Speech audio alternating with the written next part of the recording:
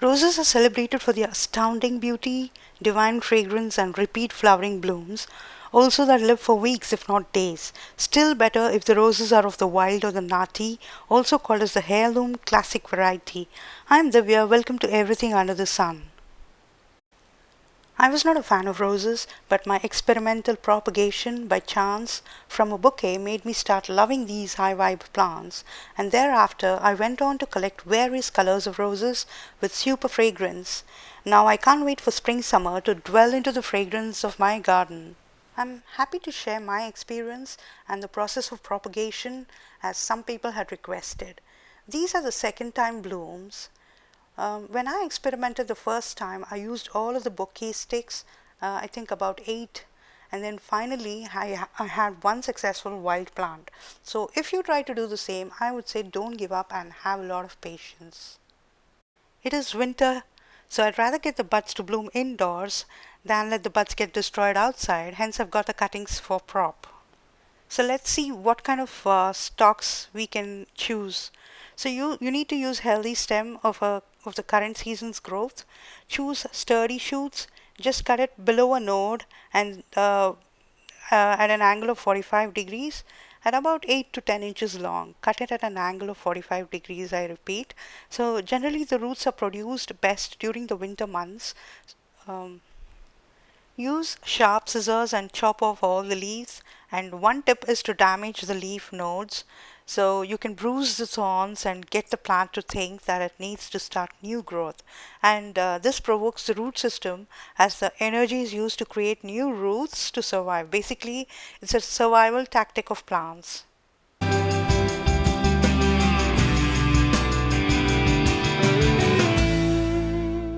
Now let's chop off all the flowers and buds also. This will ensure that the energy is well spent on creating roots, not blooming the flowers. So this plant is truly wild, so the thorns are so close to each other, I can't really hold the stem. Haha.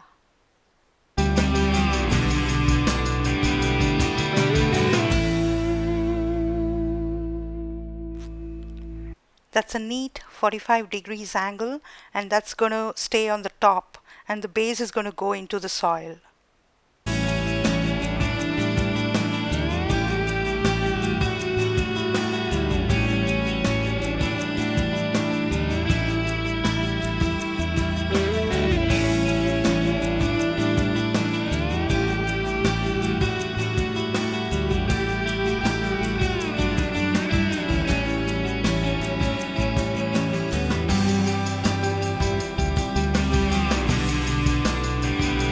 So why do you need to make sure that you have a 45 degrees cut?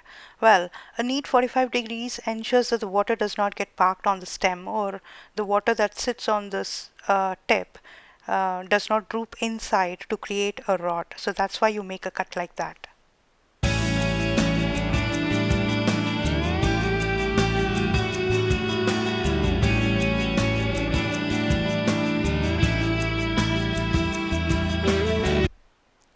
I'm just going to get rid of some of the thorns at the base. Uh, it's just trying to, at least so I can hold it.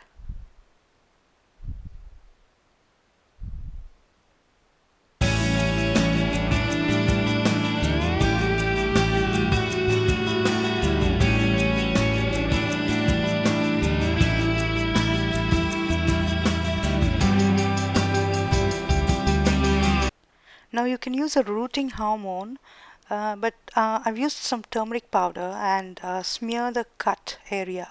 Then you can stick it into the well-draining compost or well-draining soil. Make sure you forget about it for about 3 months. That is, if you live in a tropical country, then water it. But if it's winter season, then nature will take care of it for you. Check to see if the stem is green, then good. If it has turned black, then it has been an unsuccessful attempt. So you may now discard the black stem and try again.